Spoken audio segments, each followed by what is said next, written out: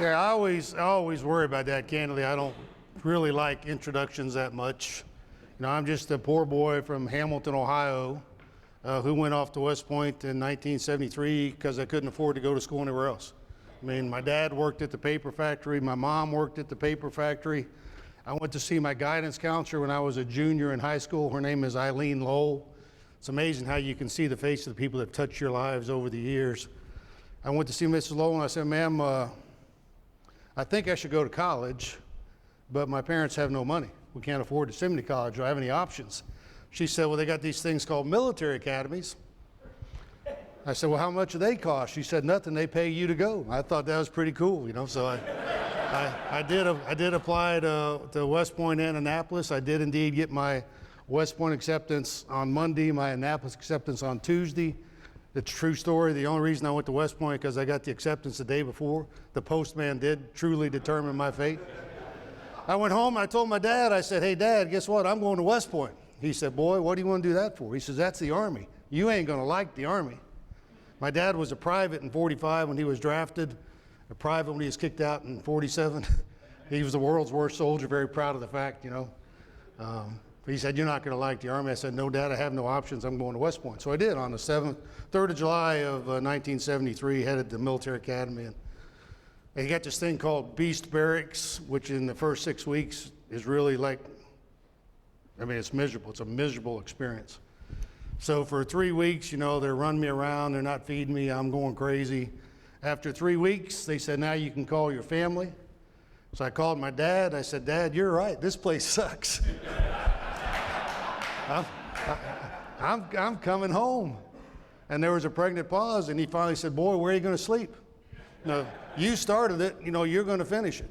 I mean, that was all the incentive I needed to continue there at the academy. You know, Dad had a 7th grade education, but he knew the value of education. And he did instill in us all a work ethic, and if you start something, you finish it. So that was a poignant phone conversation. I put down the phone, I says, I got no choice. So I'll finish here at West Point.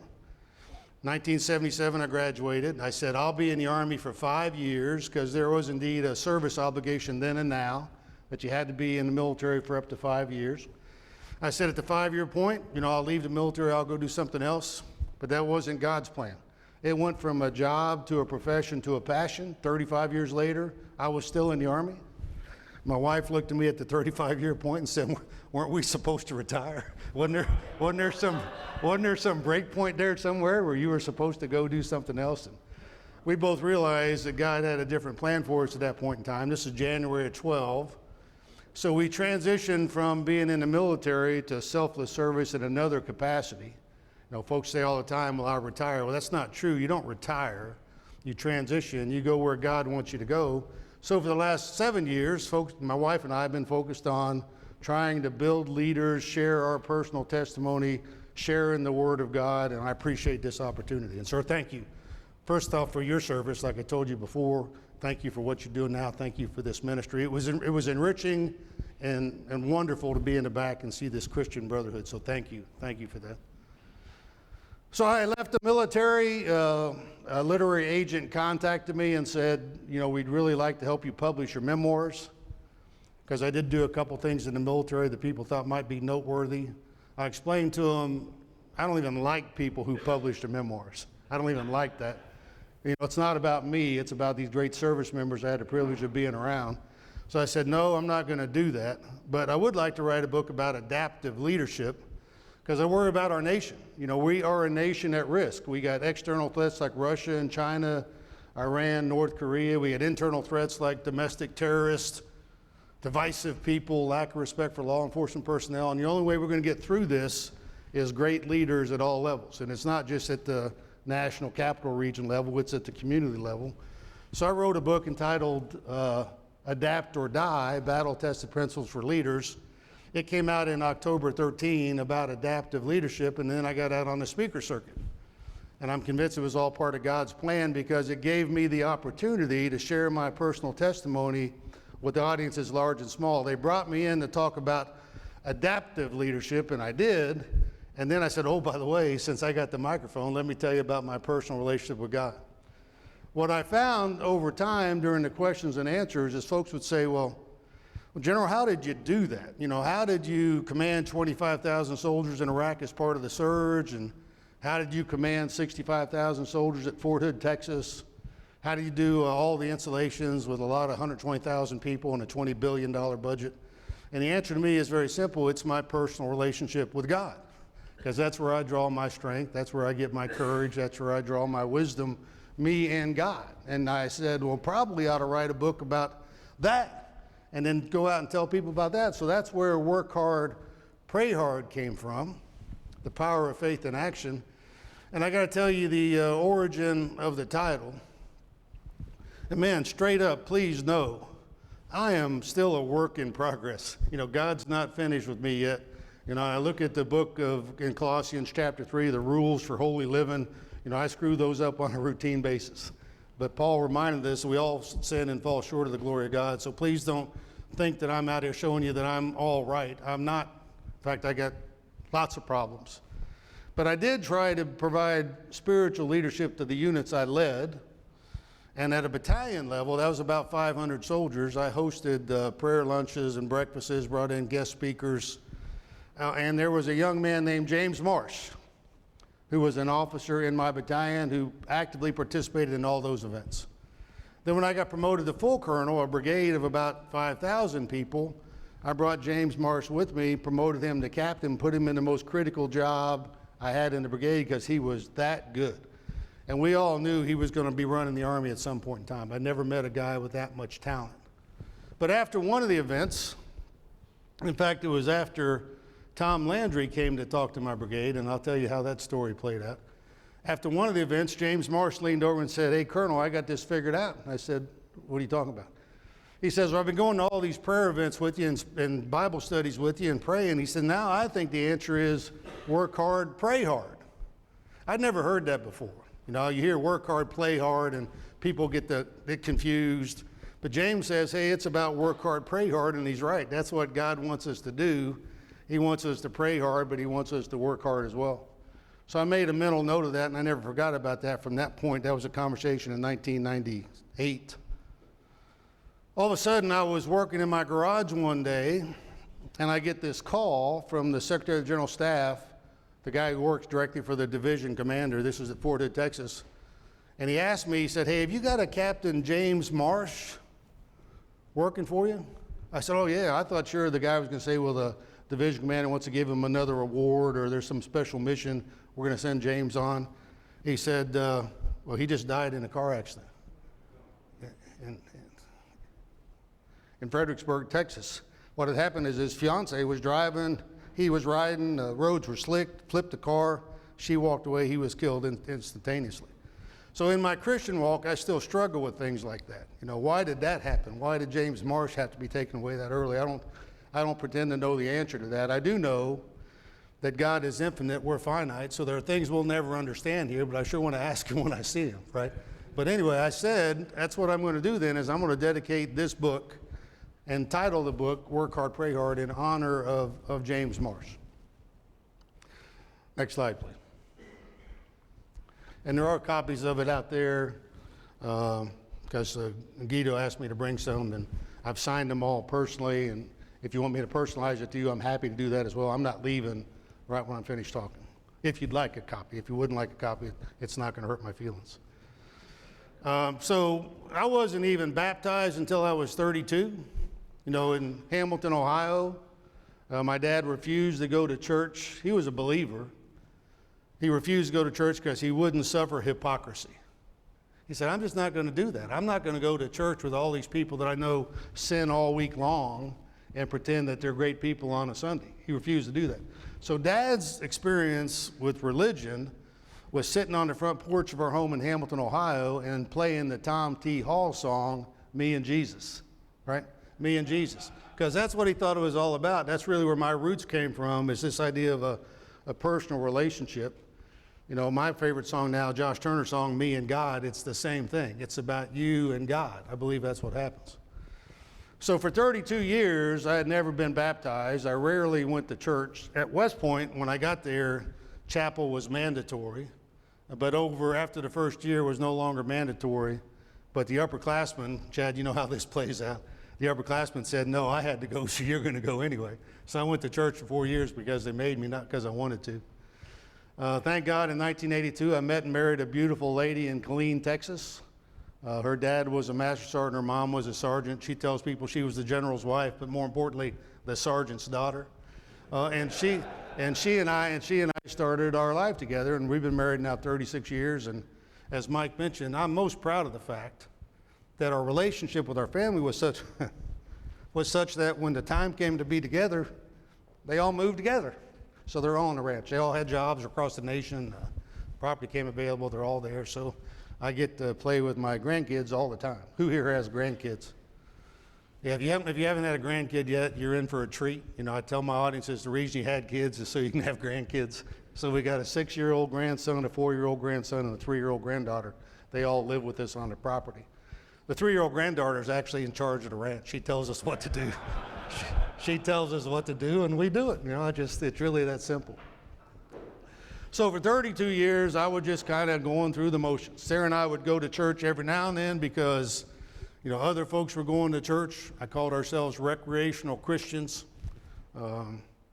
Until one day, Joe Miller, who was the chaplain at the Protestant service at Fort Leavenworth, Kansas, was given a presentation, a sermon about this thing he called inner peace.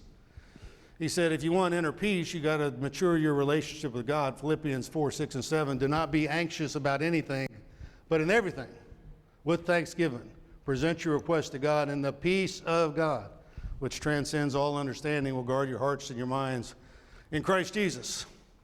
That was in 1988 time frame. I went to see Chaplain Miller over a 6-week period of time. He led me to Christ. He baptized me by immersion, which is good because that's what I needed at that point in my life. And I started my Christian walk then. I'm 64 now, so half my life was without God, half my life was with God, and I know the difference. And that's what I try to talk about in my book, and I try to talk about in my public presentations. One of the things I always think about is, it's in the Bible in 2 places, but in Matthew specifically, there was a Roman centurion. And he was in charge of about 100 soldiers, but he had a servant that he loved that was sick and he couldn't heal. So he ran into Jesus in Capernaum and he said, Lord, I don't deserve to have you under my roof, but I have a servant that's ill. He says, I'm a man of authority. With people under me, I tell this one to go and he goes, and that one to stop and he does.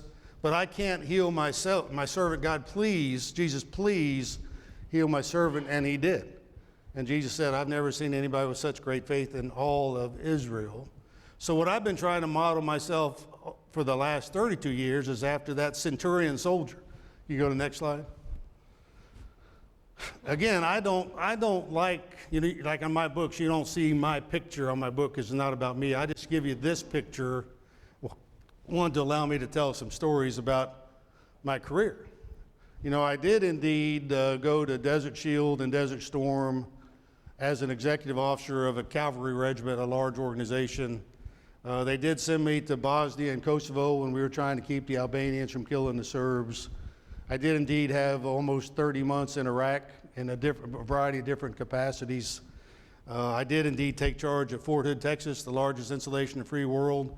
And then the Army said, hey, we got 163 installations around the world. You're now in charge of all of them. And the workforce was 120,000 people and the budget was $20 billion. So that's a lot of responsibility. But candidly, it was okay because I had God with me. You know, I start every day in prayer. At 5 o'clock in the morning, I get up. I don't set an alarm clock. Just 35 years in doing that. You know, your body says it's time to get up. So I don't do anything until I do my Bible study, my time with God, my prayer time. And then I'll get on the email and do some work, and then I take my Labradors. I got 2 Labrador Retrievers to walk on the ranch, and indeed I continue my prayer time in God's majesty. But that's what I do. So when I had a difficult time as a soldier, I stopped and I prayed. I'll give you an example.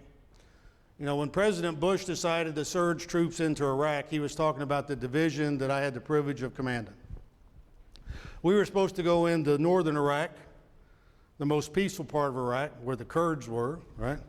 Were, I say, and that's troubling to me, where the Kurds were, and we had 6 months to get there. When the surge was decided upon and announced, I get a call from the Army leadership and says, you're no longer going into the safest part of Iraq, you're going into the worst part of Iraq. It's actually called the Triangle of Death. And oh, by the way, you got to be there in 6 weeks. So just think about that. I had 6 months to take 25,000 soldiers to the safest part of Iraq. Instantaneously, it changed to 6 weeks in the worst part of Iraq. So the first thing I did is I got down on my knees and I prayed. And I asked God to be with me, to give me the strength and the courage and wisdom to do what I need to do. People ask me all the time, well, what was the most difficult time in your military career? It's leading America's sons and daughters, our most precious resource, on the field of battle. And when we went into the Triangle of Death, for 15 months, my soldiers did magnificent work and turned that place around to what's called the Triangle of Life when we left. When we left, we took Senator McCain, Graham, and Lieberman through the worst part of our battle space with no body armor. That's how much progress those kids had made in 15 months. But 153 soldiers died on the battlefield on a place I placed them, and I got to live with that the rest of my life. Every morning during my Bible study, I lay out the faces of the fallen, and I pray for their families. 800 more came back in pieces, missing arms or legs, and many more came back with invisible wounds. That's why my wife and I are actively involved in many nonprofits taking care of our soldiers. One day in Iraq, as part of the surge, I get a call saying an infantry squad of about 11 soldiers had entered the house that the enemy had rigged as an explosive device. As soon as the infantry squad went in the house, they detonated the bombs, and 7 soldiers died just like that. Young soldiers. I mean, of the 153 that died, 80% were under the age of 25. I mean, because that's who is out there fighting our nation's wars. So I did what leaders are supposed to do. I got on my helicopter. I went out to the point of the tragedy. Battalion commander met me, and the first thing we did was got down on our knees and prayed. And we asked God to be with us, to help us through those difficult times. So I just tried to model myself after the centurion who encountered Jesus in Capernaum and acknowledged to God, hey, I ain't that important, man. I got 3 stars. You know, people think that that's a big deal. I don't think it's a big deal. I did have 3 stars, but I was a man of God. I was a guy trying to work through difficult times with God. Next slide, please. And you got to know this about me, and I'll tell you a story to make this point. So there I was in 1998, trying to provide spiritual leadership to a brigade combat team of about 5,000 people and their families. And I wanted to have a significant event at a prayer luncheon, so I called Tom Landry, who was living in Austin at the time. I said, Mr. Landry, sir, would you mind coming up and speaking to my leaders and their families? And everybody said, well, he probably charge you $1 gazillion, not Mr. Landry. He said, I'm going to charge you nothing. He says, I just want to take a helicopter ride. So when he came up, the cost of admission was to put him in a helicopter and ride him around Fort Hood. But everybody came to hear Landry the coach, but they heard Landry the Christian, right? They heard Landry the Christian. Everybody have a privilege of speaking to Mr. Landry or hearing him speak, you know? Phenomenal human being. But he taught me several things, 2 of which he says, becoming a Christian is easy, but being a Christian is hard.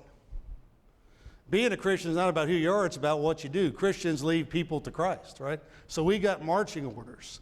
So when my writer and I were working on the second book, Work Hard, Pray Hard, and we were going to write a book about faith and having faith and why it's important, you know, I opened up my daily bread that morning as we were titling the book, and God sent me this message. He reminded me that in the same way, faith by itself, it is not coming by action, is dead. So it's not about having the faith, it's about living the faith. That's why what you're doing is so important. We're supposed to share the good news. We're supposed to get out and lead people to Christ. And I am convinced that our nation will be okay as long as we as Christian men take the lead. And that's why this thing is so important. So I've got 7 things that I talk about in my book. They're organized by 7 chapters, and those 7 things are listed on the back of this card. Most important thing on this card is my personal phone number. So if you find yourself in a situation where you think you might like to talk to me and talk about something more, that's what I do, right? You're not going to hurt my feelings if you send me a text and say, hey, I heard you speak at the Wingmen Ministries, can we carve out some time and talk? And that's what I do. But I'm going to kind of walk you through that in the 20 minutes that I have available, just so you get a sense of what I talk about in the book. Next slide, please. I told you about Joe Miller and leading us to Christ and allowing me to find inner peace as articulated in Philippians 4, 6, and 7. Next, please. You know, and again, the most difficult thing is what I'm doing right there. You know, I'm walking through the worst part of Iraq. Leadership is a contact sport. It doesn't matter if you're in corporate America or in the military. It's about touching people. You know, they called me the hugging general in combat because I think I hugged every soldier on the battlefield to show them my appreciation for what they were doing. So I'm walking through there. In that particular case, I've got, I'm in a town called Jerfasucker, which was the worst town that I had in my area. I'm probably directing some activity. The guy to my right is my personal security detachment. They give general officers people to protect them. They call it PSDs. And my rule was, if you're going to pick a PSD, pick a big guy, right? So that was Jim Stutz. Unfortunately, he lost 60 pounds in the first year there trying to keep up with me, and the result that he was smaller by the time we left, but thank God he left and he was alive. But every day, in the turmoil of battle, in the confusion of what was going on in Iraq, both politically and on the ground, what got me through that is my relationship with God and asking him to be with me and give me peace. And if you look under my plexiglass in my office in Baghdad, there was a picture of two penguins facing each other. One had a bag on its head, and the caption was, "Relax, God's in charge." And that's what I believe, right? Relax, God's in charge. So you'll get a sense of that as you read that first chapter. Next, please. Who here has limitations? Man, I got to tell you, I'm embarrassed with the number of limitations I do have. I do tell my audiences, though, if you're screwed up and you know it, you're less screwed up than if you screw up and you don't know it, right? So I got all sorts of things I'm working on. And the Army challenged me on many occasions and put me in places that I wasn't prepared to do, experience-wise, education-wise, but it was okay because God was with me. Next, please. But I'm not the only guy that God did that to. Obviously, that's a Hollywood rendition of Moses and the Pharaoh. But remember the story in Exodus, God turned to Moses and said, okay, here's my plan. Here's what I want you to do. And Moses said, I can't do that. I can't speak well. I'm not a good orator. And God said, hey, chill. Sometimes I paraphrase God's voice. He didn't say chill in the Bible, but he generally told Moses, I got you covered. He said, I'll tell you what to say. I'll be with you. And what happened to me in Iraq is General Casey on one of my tours, he was a 4-star general. I was a 2-star general. He called me into his office and said, Rick, you're now the spokesman for the force. You're going to be the guy dealing with the media on a daily basis. And I explained to him I really didn't want to do that, I had no training, I had no experience, I had no background dealing with the media. Hell, I didn't even like the media, right? But now I'm going to be the spokesman for the force. And he looked down at his collar, and he had 4 stars, and he looked at my collar, I had 2 stars. We call it general officer math, 4 beats 2 every time. So I walked out of there as the spokesman for the force, right? And I was doing live press conferences on a daily basis. If you Google me now, you see 40,000 hits. Many of those are the press conferences I had to do. And this is in the most difficult time in Iraq, 2006 time frame, where the reporters are always looking for bad news all the time. So it's difficult, but I was okay. Because what do you think I did before every press conference? I got down on my knees and prayed. And I said, hey, God, please be with me.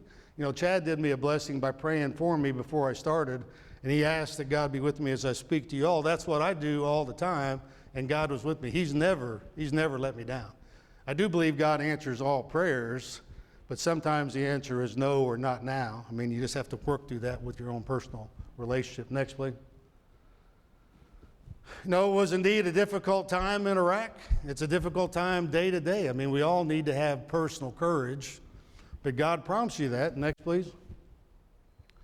In Joshua 1:9, my favorite verse. Have I not commanded you, be strong and courageous. Do not be terrified. Do not be discouraged, for the Lord your God will be with you wherever you go. Man, if you ain't got that in your hip pocket, you're missing out. Because I do know that God will be with me. So, again, General Casey in Iraq, he calls me in and says, Rick, he says, we got to start negotiating with the insurgents. When General Casey told the world that he wasn't negotiating with the insurgents, that was correct because he was making me go do it, right? So once every once every 3 months, I'd go into a crowded room of 18 or so armed insurgents. They would have liked nothing more than kill or capture an American general. I'm a 2-star general. I go in there not armed because I didn't want to appear to be afraid or intimidated by these 18 armed individuals. And I'd sit down with just me and my interpreter because I didn't speak Arabic, but I needed the interpreter. But I always left the chair next to me open. Why do you think I did that? I wanted God to have a place to sit down. I needed him in there with me because that was probably the most difficult circumstances in terms of a place where I needed personal courage, and God gave that to me. Next, please. And again, every day, my battle space was the size of the state of West Virginia. And every day after the morning routine, I'd get in that helicopter. I ended up spending 624 hours in the back of that helicopter to fly out to a point on the battlefield, get out on the ground, and walk a patrol with my soldiers. Right? That's what leaders do. You don't sit in your office and tell people what to do. You go out there and do it with them.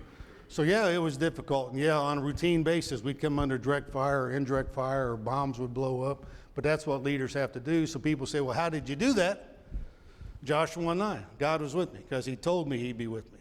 And as I coach and counsel corporate America now, and they're anxious about earnings per share and all the difficult things that corporate leaders go through today, just know God's with you. He told you he'll be with you. Next, please. Yeah, I do worry about a lot of my colleagues, general officers, who, get their pictures on the front of magazines and are talking head on these newspapers and TV shows. God tells us to be humble. There's 33 passages in the Bible about the importance of humility. I tell my audiences I like both kinds of music, both country and Western, right? And when Tim McGraw came out with a song that said, "Be humble and kind," that's what it's all about. That's what we're supposed to do. We're supposed to be humble and kind. So this idea of being humble is critical, and I use President Bush 41, the senior Bush, as the example. His mom says, "George, don't brag. George, don't brag," and you never saw him brag, right? I'm also enamored by his son because his son was the president during all my combat operations, and he's a man of moral courage. But President Bush 41, and I had a chance to speak to him on numerous occasions, he demonstrated the importance of humility. If anybody had a right to brag, it was him. It was him, but he never did. So I do find myself frustrated in the presence of people who want to tell me about how great they are, because candidly, they're not that great. Next. And I tried to demonstrate as I traveled around my organizations. At Fort Hood, Texas, has anybody been to Fort Hood, Texas? It is the largest installation in the free world. Every Wednesday, my wife and I would personally greet every new arrival to the installation. Why do you think I did that? Because leadership's a contact sport. I wanted to hug the soldiers. I wanted to tell them, we're glad you're here. I wanted to tell them, here's what I expect of you, and here's what you can expect of me. And then I made a point to call out into the audience, who here is 17? And you can join the U.S. military at the age of 17. We just can't deploy you until you're 18. But there were kids out there that were 17 years old. So I'd pick on one, I'd bring them up onto the stage in front of 500 soldiers and their families. And I'd say, "How old are you, young man?" And he'd say, he'd look at me like I had something growing out my forehead, because he just answered that question. That's why he was up there. He said, "Sir, I'm 17, like I told you, a minute ago." Did you forget? And then I'd say, "How old do you think I am?" And that was always fun because the audience would giggle, but the soldier would sweat. And then some soldiers would say, well, he'd look me up and down and say, I think, sir, you're about 35 years old. And I'd love that. And that was great. I know he didn't really mean it, but it sure sounded good to me, because I was 53 at the time. And every now and then the soldiers say, well, you look like you're about 65. And that was a bad day. But I explained to him the only difference between him and me was 35 or so years of education experience, and that's why I was the general and he wasn't. And candidly, he was the most important person for the Corps because he was a new arrival with new ideas and all that stuff. And then I demonstrate the importance of his role by ripping off his rank. See, there's a PFC rank that I was wearing, and putting my 3 stars on him. I'd have the photographer come take that picture, and then we send the picture to his parents. And I'd write a personal note and say, your son came in and impressed us so much, we put him in charge. I didn't say that it was only for 37 seconds, but that's what we did. And I did that to make sure that everybody knew that I wasn't a big deal. You know, I'm just one of them. And by golly, if you got a core of 65,000, everyone is equally important, and the young ones are probably most important. So I do have myself constantly focused on continuing to be humble, and you should as well. Next. Who here sins? Yeah, we all sin and fall short of the glory of God. You know, as I said in the book of Colossians, there's that rules of holy living, and I review those every day, trying to make sure I live up to the mark. But over the course of the day, I fall short of the mark because I'm human, like you are human. And oh, by the way, the devil's there all the time. He's here with us right now. He's really mad that we're gathering together as Christian men, and he's going to try to do something to influence your behavior once you leave here, right? So let's know what's out there. So if you are indeed a sinful man, you're in good company, because we all are. When I talk to people about being closet Christians, you know, I worry about closet Christians. Being a Christian is not who you are, it's about what you do. Christians lead people to Christ. Some folks are Christians, but they don't want to talk about being a Christian. I say, well, why don't you tell folks about your personal relationship with God? I never tell people what to believe. I never do. I just tell them what I believe and what that does for me, right? Well, they say, well, I can't come out of the closet because of two reasons. One is I don't know the Bible well enough. Okay, study the Bible, right? If that's your problem, wake up in the morning, study the Bible, memorize verses, and you'll be better equipped to do what you need to do. And then they say, I don't want to tell people I'm a Christian because I sin. Well, we all sin and fall short of the glory of God. So we just have to be conscious of that. I'm hoping that you know, when you leave here, you make a conscious decision to go forward and share your personal testimony. But don't tell people to believe. A lot of us are about the same age, or close anyway. You remember Paul Harvey? See, growing up, I loved to listen to Paul Harvey and the rest of the story, right? Remember that? So one day, Paul Harvey gets to work, and on his desk is a sealed envelope with the letter to Paul Harvey from God. To Paul Harvey from God. So he opens it and he sits down in the quiet of his office and he reads the letter. And generally the letter said, hey, Paul, this is God. And I want you to read this letter on your nationally syndicated radio station, because I want to tell people they ought to quit arguing with one another, right? There's only one me, so why do you have to argue? It's like sibling rivalry, you know, and I get frustrated when I see that all the time, where people say, well, you got to believe like this. Well, the Bible tells us what we should believe. I believe you should immerse yourself in the Bible, interpret the Bible, you know, have great friends that can help you along the way. You know, two of my great friends are here with us. Pastor Roger Lewis, who was the pastor of Life Church in North Richland Hills, and Pastor Ben Sheck in the back, who's the pastor of Crown of Life. So they've always, you know, given me the time to let me say, here's what I'm thinking. But I don't need them to tell me how I'm supposed to live my life. God tells me how I'm supposed to live my life. So Paul Harvey says, hey, why don't you read this across the world, across the nation on your radio station? Paul debated it for about 6 weeks and finally said, maybe I ought to better do it, just in case it really is from God. And he did, and he did indeed read the letter. Next. For all have sinned and fall short of the glory of God. Romans 3:23. Next. I went to combat on numerous occasions. I do want to thank Chad specifically. You know, we no longer have inter-service rivalry because we've been at war now since 9/11. And on the battlefield, I had soldiers, sailors, airmen, Marines. I even had Coast Guard folks working for me. I had reservists, National Guard, active component. So there's really no delineation between the different branches of service.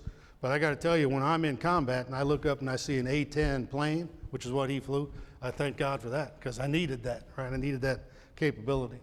So all got to have a rhythm to get more spiritually fit. The reason I went to war on numerous occasions and came back not devastated, I was affected. You know, I take World War II veterans to the National World War II Museum routinely, and there's a sign that says no one goes to war and comes back unchanged. That's true. But the reason I wasn't devastated because I was resilient. I was physically fit, I was emotionally fit, I had a strong family background, and I also was spiritually fit. So every day I start my day in prayer, as I mentioned, and in my book I talk about ways you can become more spiritually fit. You just got to do it, right? You can't just sit there and hope that by osmosis you'll become more spiritually fit. It's deeds, not words. Next. And you got to trust God. Proverbs 3, 5, and 6. Lean not on your own understanding. Trust God. He'll deliver you. You got to know that He's listening. He's with you all the time. And sometimes, unfortunately, the answer is no, or not now. And I do indeed in my book talk about all the times where my faith was challenged. And I'm still struggling with that. In the book of James, in the first chapter, it says, consider it pure joy, my brothers, when you have hard times. So I'm not at the point where I'm hoping for hard times. You might be, but I'm not. But I acknowledge the fact that they're out there, but I trust God. He's going to take us whatever direction we need to go. So, quick story, and I know I got 4 minutes left, Chad. I'm watching that real quick. I had a tree attack my leg, broke my leg in January. That was bad enough. But in April, our son, 33 years old, went blind. Legally blind. And we had no idea why. Come to find out, he had a brain tumor the size of my fist in his brain. And at MD Anderson, 17 hours worth of surgery took that out, and now he can see again, thank God. But I trusted God. I believe that doctors treat, but God heals. That's what I believe. So turn to God. And there's so many stories that I tell to my audiences and in the book about where people say, well, we're done. No, we're not, because God's still there, and He's going to take over that. Next, please. And then I leave this with my audiences, out of the book of 2 Chronicles. If my people who are called by my name will humble themselves, number one, humble themselves, and pray and seek my face. Number two, pray and seek my face, and turn from their wicked ways. Then I will hear them from heaven, I will forgive their sin, and I will heal their land. He tells us, hell, we got our marching orders, right? That's what we're supposed to do. We're supposed to humble ourselves. We're supposed to pray and seek His face, and then we're supposed to turn from our wicked ways.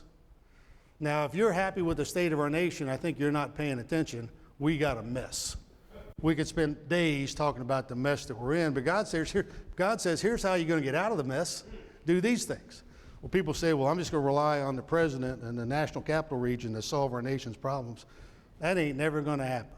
That ain't never going to happen. The solutions to our nation's problems reside right here at the local level, at the community level. In groups like this, where you all come together, kind of get recharged or re-energized, both with the corporate work and the elements, and then go out and share the word. And when you see somebody struggling like Chad did in the beginning, you see somebody struggling, put your arm around them, pray for them. Ask them if they need any help. That's what we're supposed to do. We have a charge to keep. So that's what's in the book. That's why I try to tell my story. I am what I am because of my personal relationship with God. God shows me the way. Sometimes it's a way I don't want to go. Sometimes He closes doors that I wish He would open, but that's where we are. But I trust God. So I'm right on time.